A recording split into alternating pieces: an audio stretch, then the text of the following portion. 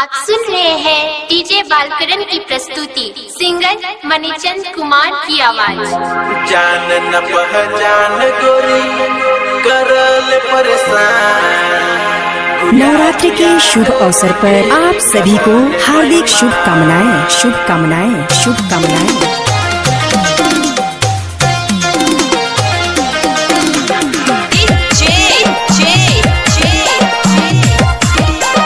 विक्रम विक्रम विक्रम विक्रम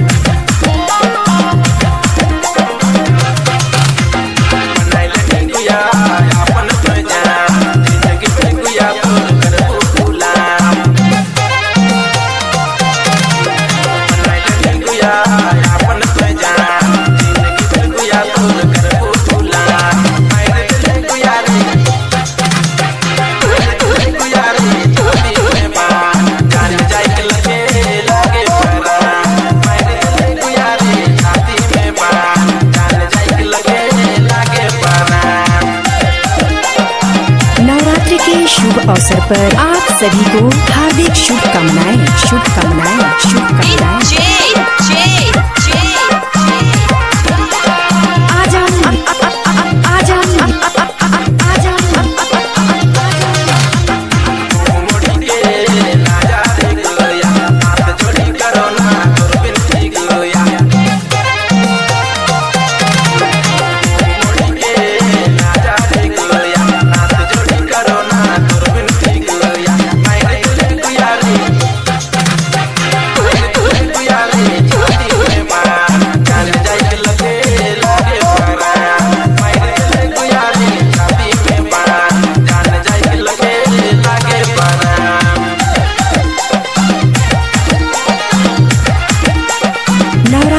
शुभ अवसर पर आप सभी को हार्दिक शुभकामनाएं, शुभकामनाएं, शुभकामनाएं।